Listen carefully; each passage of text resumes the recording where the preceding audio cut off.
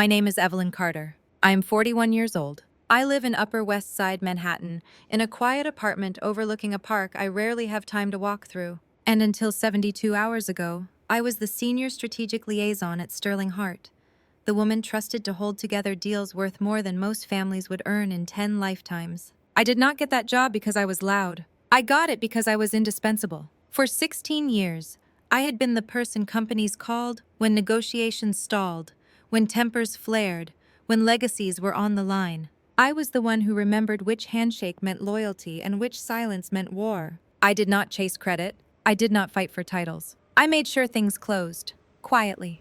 Permanently. That was my mistake. Because when you make yourself invisible long enough, people forget how dangerous you are. I was fired on a Tuesday morning at 9:12 a.m.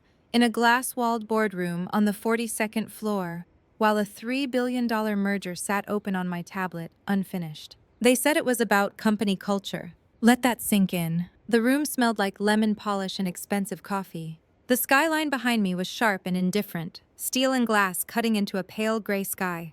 12 executives sat around a mahogany table, all of them people I had protected at one point or another. Men whose careers I had salvaged with a single late-night phone call. Women who smiled at me in elevators and never said my name in meetings. At the head of the table stood Cassidy, 24 years old, newly appointed, perfect hair, perfect teeth, and the unmistakable confidence of someone who had never earned a thing she owned. Cassidy was the vice president's daughter. Everyone knew it. No one said it out loud. She clutched a thick, spiral-bound employee handbook like a weapon, her manicured finger tapping the cover as if the rules themselves answered to her. "Evelyn," she said, drawing my name out slowly like she was tasting it for flaws.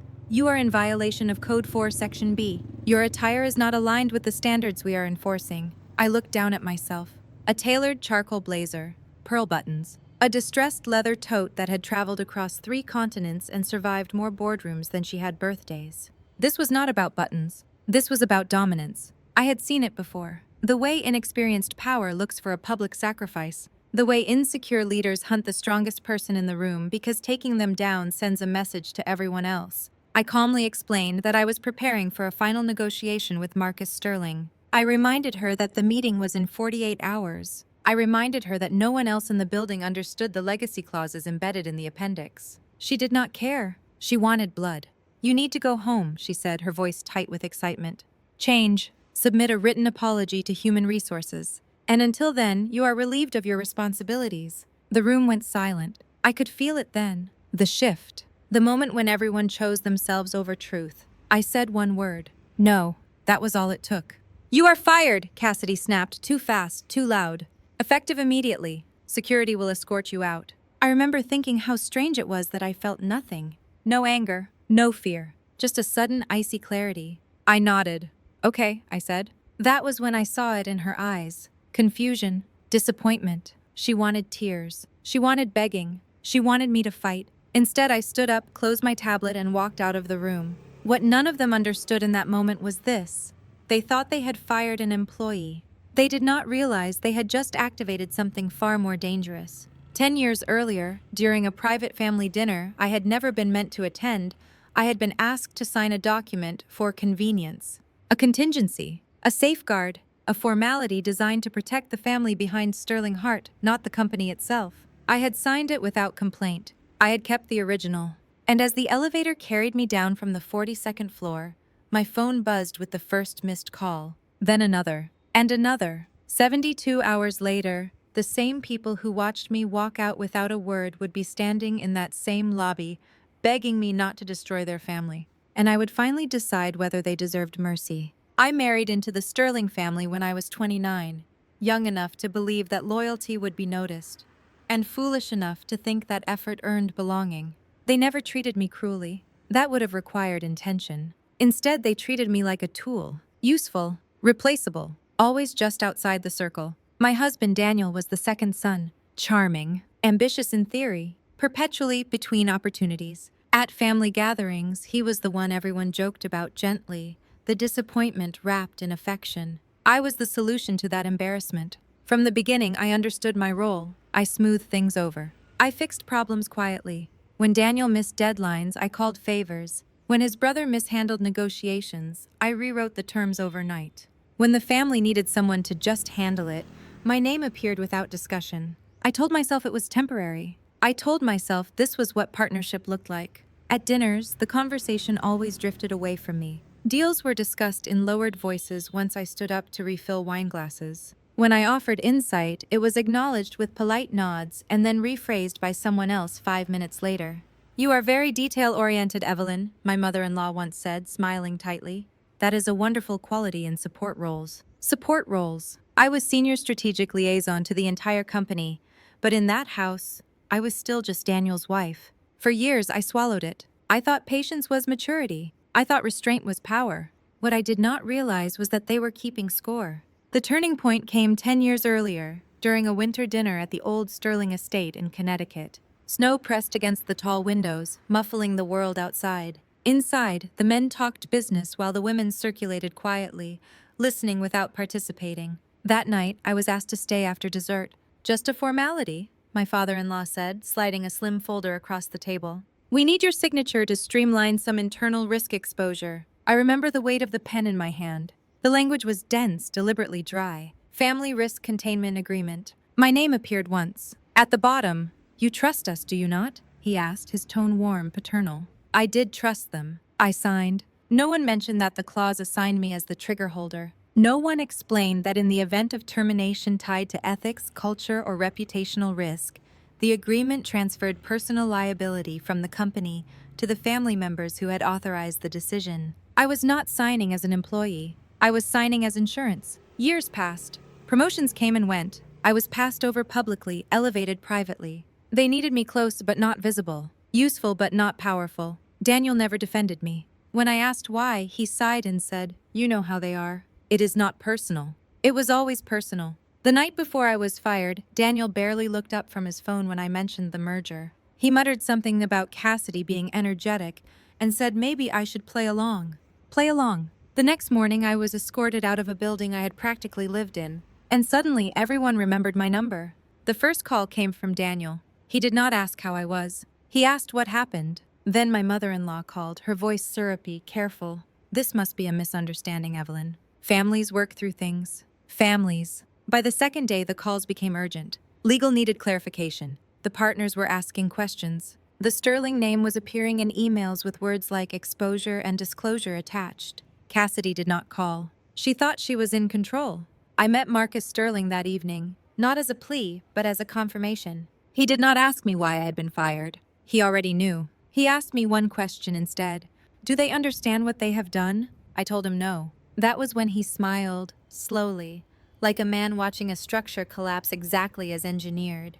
Back at my apartment, I opened the locked drawer I had not touched in years. Inside was the original agreement, yellowed slightly, perfectly intact. I read it again, line by line, as if seeing it for the first time. Trigger clause, ethics-based termination, family-authorized enforcement, personal liability. I thought of every dinner where I had been dismissed, every meeting where my voice was repackaged, every time Daniel had told me not to make things uncomfortable. My phone buzzed again. This time it was Daniel. "We need to talk," he said. His voice was tight, afraid. I realized something then, standing alone in that quiet apartment. They had never protected me. They had only protected themselves. And now they were about to learn what happens when the person holding the safety net steps away. I did not return Daniel's call. Instead, I sent one email. It was addressed to the legal department, the board, and every family member who had ever smiled at me without seeing me. The subject line was simple: clarification of termination consequences. And as I pressed send, I understood that this was no longer about revenge.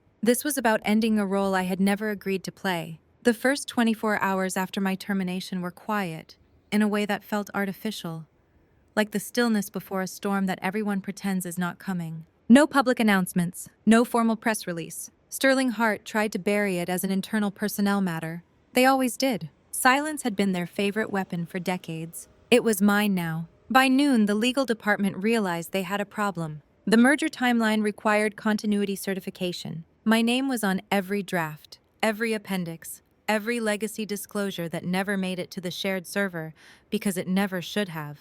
Those files were not documents. They were understandings. By mid-afternoon, emails began circulating with subject lines that grew sharper by the hour. Clarification needed. Immediate response requested. Confidential. I watched them pile up without opening a single one. At 6 p.m., Daniel showed up at my apartment unannounced. He stood in the doorway like a man who had just discovered the floor beneath him was thinner than he thought. "You should come back," he said without greeting me. "They are willing to talk." I did not invite him in. "Talk about what?" I asked. He rubbed his face the way he always did when he was overwhelmed. Cassidy overreacted. "You know how these things go. It is fixable." Fixable. I reminded him that my termination had been filed under ethics and cultural misalignment. He went still. "That was not personal," he said automatically. I looked at him for the long moment. 16 years of translation sat between us. 16 years of me softening their language so he would not have to confront it. "This is not about how it feels," I said. "This is about what it triggers." He did not understand that word yet. The next morning, the partners called. Then the investors. Then Marcus Sterling's office requested a confirmation meeting. Sterling Hart's stock dipped before noon. Nothing dramatic. Just enough to be noticed by people who watched numbers like predators watch water. At 10:37 a.m., Cassidy sent her first message. It was brief, polite, carefully worded.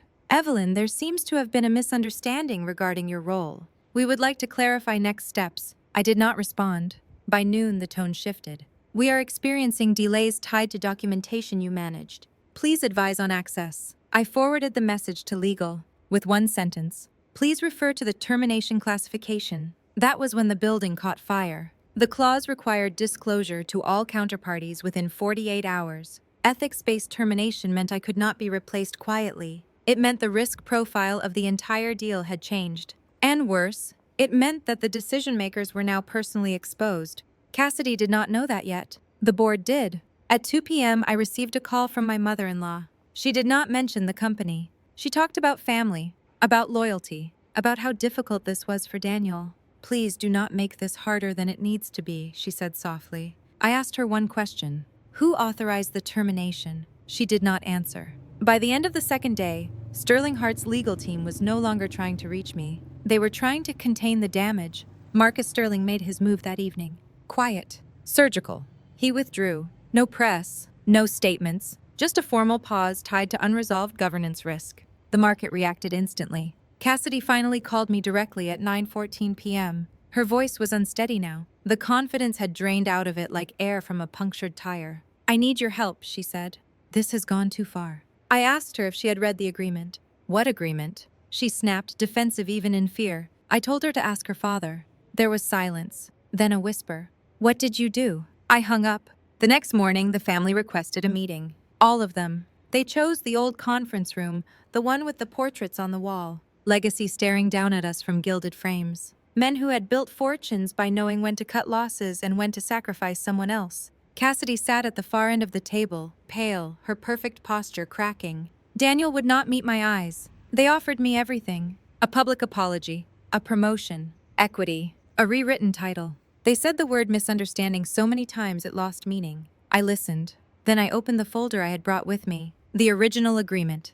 The room changed when I placed it on the table. Marcus Sterling leaned back in his chair, watching, saying nothing. I read the clause aloud, slowly, clearly. Termination for cultural or ethical reasons, authorized by family-appointed leadership, triggers personal liability transfer for all related obligations. No one interrupted me. I closed the folder. "This is not a negotiation," I said. "This is a consequence." Daniel finally spoke. His voice broke on my name. "You could stop this." I nodded. "Yes," I said. "I could have stopped it before it started." I stood up. They did not follow me this time. As I walked out, I felt something unfamiliar settle into place. Relief. Because for the first time, the role they had assigned me without asking was over, and what came next would be decided on my terms. The emergency meeting was scheduled for 9 a.m., but they arrived early. Fear does that. It makes powerful people punctual. The boardroom on the 42nd floor looked different when no one believed in it anymore. The glass walls no longer felt transparent. They felt exposed. Every reflection was a reminder of how quickly authority becomes theater when confidence evaporates. Cassidy sat rigidly near the center, hands folded too tightly in her lap. Her white suit was immaculate, but her eyes betrayed her. She had not slept. None of them had. Daniel took the seat beside his father. He still did not look at me. Marcus Sterling arrived last. He always did. Not because he was late, but because he liked to be watched entering rooms where decisions were already made. I stood near the wall, deliberately unseated. Cassidy began speaking before anyone asked her to. "We appreciate everyone coming together on such short notice," she said, her voice pitched high, brittle. "We are here to address a situation that has escalated unnecessarily." Unnecessarily. I let her talk. She blamed miscommunication, overzealous enforcement, process gaps. She used the word alignment 4 times. She never once said my name. When she finished, the silence that followed was surgical. Marcus leaned forward. "Who authorized the termination?" Cassidy opened her mouth, then closed it. Her father answered instead. "I did." Marcus nodded slowly. "Under what classification?" The general counsel shifted in his chair. He cleared his throat. "Ethics and cultural misalignment." Marcus turned his head slightly. "Then this meeting is no longer about rehiring an employee." Cassidy stiffened. "We can reinstate her immediately," she said, "with full authority. Compensation adjustments. Public acknowledgement." She looked at me then, finally. Her eyes pleaded without dignity. I stepped forward.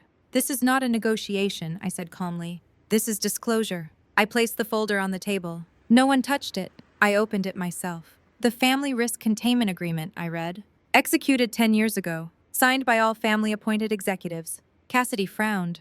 "I have never seen that."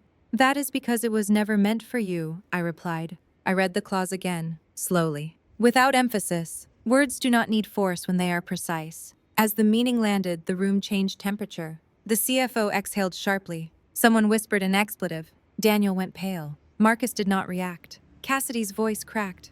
"This is not enforceable." Marcus looked at her for the first time like she was a child holding a loaded weapon. "It already is." She turned to her father. "You said this was a formality." He did not answer. The general counsel finally spoke. "Under the terms, the liability transfer is immediate. Counterparties have been notified." Cassidy stood up abruptly. "This is insane." "She set us up." I did not respond. Marcus did. "No," he said. "You dismissed her." The distinction mattered. Cassidy's composure collapsed. She manipulated the situation. She waited for me to make a mistake. I met her gaze. "You did not make a mistake. You made a choice." She stared at me as if seeing me for the first time. Not as a subordinate. Not as a threat. As a verdict. The room devolved quickly after that. Voices rose. Accusations flew. Everyone tried to position themselves away from the blast radius. Daniel finally stood. "Evelyn," he said, desperation naked in his voice. "Please, you can stop this." I looked at him then. Really looked. He was not asking as my husband. He was asking as a beneficiary who had finally realized the account was empty. "I already did," I said softly. "By leaving." Marcus pushed his chair back and stood. The sound cut through the noise. "I am withdrawing permanently," he announced. "Effective immediately." Cassidy screamed. The word was raw. Animal. "You cannot," she said. "This is our future." Marcus did not raise his voice. "You ended it when you decided culture mattered more than competence." He turned to me. "You have nothing further to do here." He was right. I gathered my folder and walked toward the door. Behind me, the boardroom erupted. Phones rang. Someone cursed loudly. The CFO shouted about mitigation. Cassidy sobbed, a high, humiliating sound that echoed off the glass. As the elevator doors closed, I felt something loosen in my chest. Not triumph. Release. By the afternoon, Sterling Hart's stock had fallen sharply. Analysts spoke in careful language about governance failures and internal instability. News outlets used phrases like leadership crisis and reputational damage. Cassidy was placed on administrative leave by sunset. Daniel texted me once. I did not reply. That night, I stood in my apartment watching the city lights flicker like distant signals I no longer needed to interpret. They had asked me what I wanted. I realized the answer had changed. I did not want justice. I wanted distance. 3 weeks after the meeting, the building on the 42nd floor no longer felt like a monument. It felt like a warning. Sterling Hart survived. Companies like that always do. They shed people, sell assets, rename divisions, and call it restructuring. On paper, the firm stabilized. In reality, the family behind it fractured beyond repair. Cassidy resigned quietly. No farewell email. No public acknowledgement. One day, her office was cleared, her nameplate removed, her authority evaporated. She left the same way she entered, certain she mattered, wrong about why. Daniel moved out 2 days later. He did not fight it. He did not apologize. He packed a suitcase and said he needed time to think. That was the most honest thing he had ever said to me. The divorce was efficient. We had never truly merged our lives, only our convenience. Untangling it took less effort than staying had. People asked me if I felt vindicated. I did not. Vindication implies a hunger that needs feeding. What I felt was quieter than that. It was the absence of weight. The relief of no longer managing other people's failures like they were my responsibility. Marcus Sterling offered me a position the following week. A clean contract, clear authority, no family politics, no invisible labor. I accepted, not because I needed the job, but because it was honest. For the first time in years, my work belonged to me. My name appeared where it should. My decisions were mine alone. I did not have to soften language or absorb blame to protect fragile egos. I slept better. Sometimes, late at night, I thought about the woman I had been when I signed that agreement 10 years earlier. The one who believed that loyalty earned safety, that silence built trust, that being useful was the same as being valued. I wish I could tell her what I know now. That power does not announce itself. That families built on convenience collapse under pressure. That people who benefit from your restraint will call it professionalism until the day they fear it. I did not destroy a family. I stopped holding one together at my own expense. The city looks different when you are no longer bracing for impact. The noise fades. The lights feel less urgent. You realize how much energy you spent managing rooms you were never meant to belong to. I kept one thing from that chapter of my life. Not the agreement, not the title, the clarity. If someone tells you to stay quiet for the good of the family, ask yourself whose good they mean. If someone benefits from your sacrifice without acknowledging it, believe them the first time. I walked away without looking back, and for the first time that was not a loss. It was a choice. So tell me, if the people closest to you protected their power by stripping away your dignity, would you forgive them for the sake of peace? Or would you do what I did and finally choose yourself?